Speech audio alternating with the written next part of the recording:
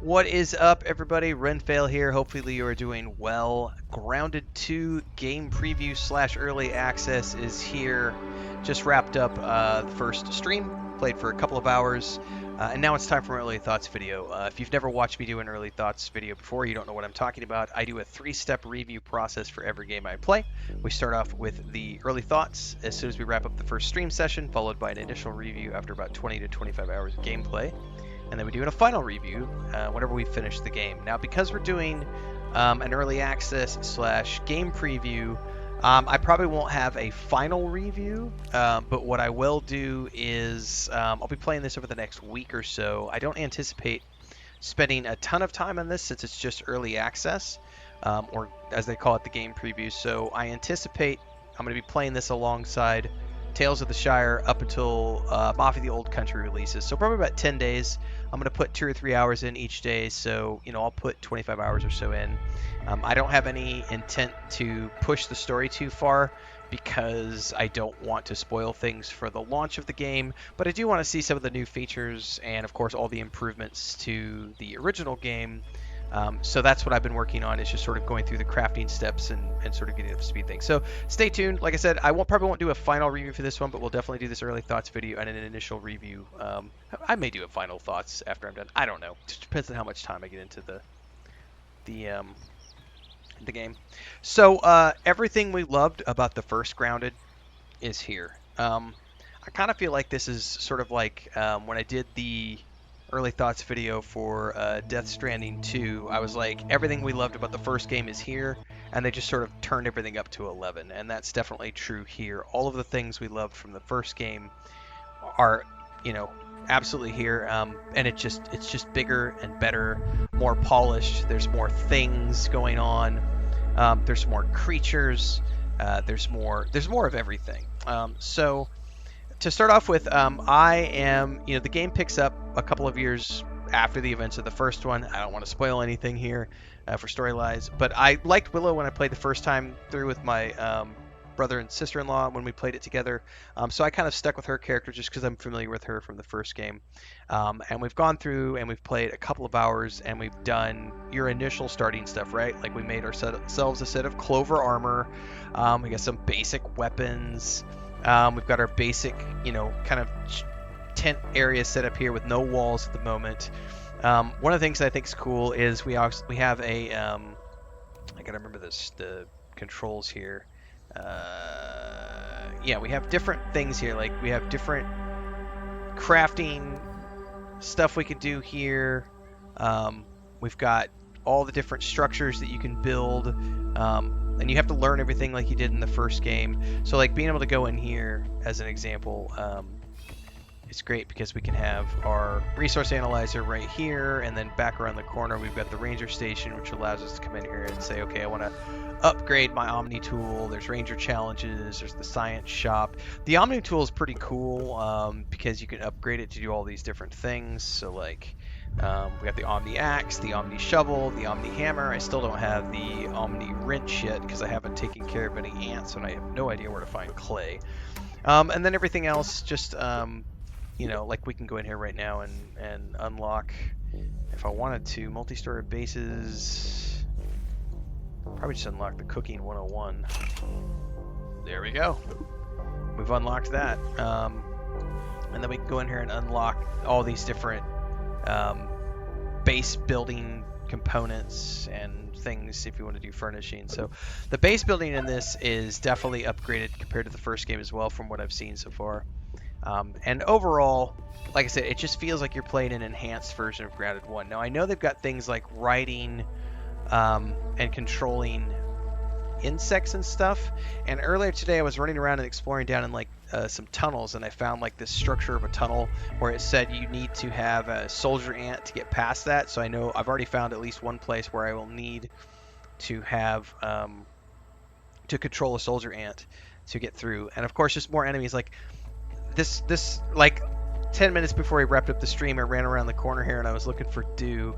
I don't remember exactly where it was, but I got nailed by a couple of spiders. There was like a spider web down in here that I stumbled into, and it brought a whole bunch of baby spiderlings, and I had to run all the way back and still got nailed. And it was terrifying. And I'm scared of spiders. Um, and then there's like this, like, you can dig these up. This is really cool. You can dig these up with your tool.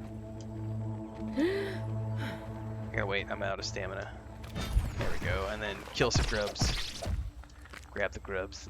Grub meat. And then I just, like, I think you kind of have to like the crafting survival aspect of this game to play it on normal mode, but here's the really cool aspect of this game that I think a lot of people don't consider when they talk about it. One is which, when you start the game, you're given a ton of accessibility options to choose from. So one is which you could choose to do third person or first person. I chose first person because I prefer that first person look. But also, if you go into this, and I think we can do it. Actually, here it is. Options. So like there's all these options in here to customize your gameplay experience, right? Quick commercial break, everyone, to celebrate and give thanks to all of these amazing people who keep me on the air full time. Really appreciate the support. All you got to do is join as a member. You get access to private videos. You can also do super thanks on any upload or super chats and stickers on any live stream or premiere you see. And beyond that, don't forget we're multi-streaming over on Twitch now, so you can support over there as well. Thanks so much to everybody. Let's get back to the video at hand. So starting off with accessibility options, we can go in here. There's the arachnophobia safe mode, highlighting objects, colorblind mode, all the audio settings, controller settings. If you're going to do, those settings for keyboard, which I'm not doing because I'm playing on the Xbox. But like the cool thing was like going in here and realizing that in terms of the game settings, I'm playing on the medium settings, but there's all these different settings that you can go in here and turn off and tweak.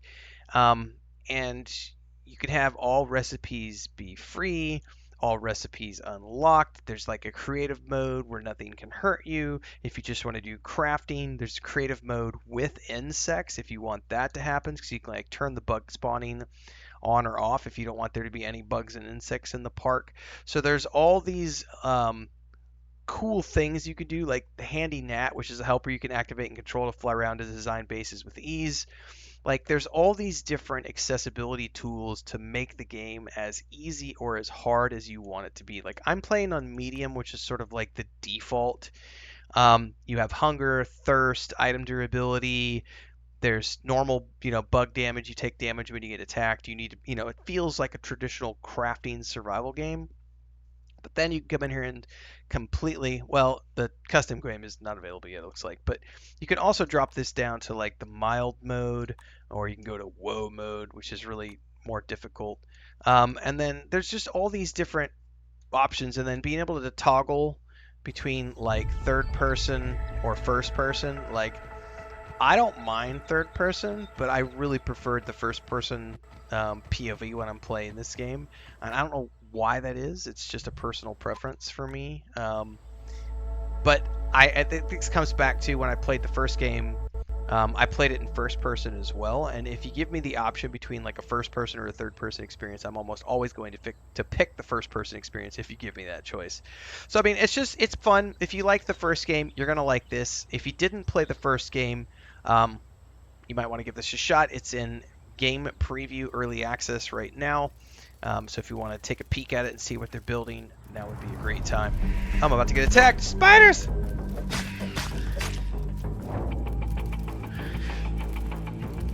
Come on. I need to get a perfect block anyway. Got it. Woo! Creepy ass spiders.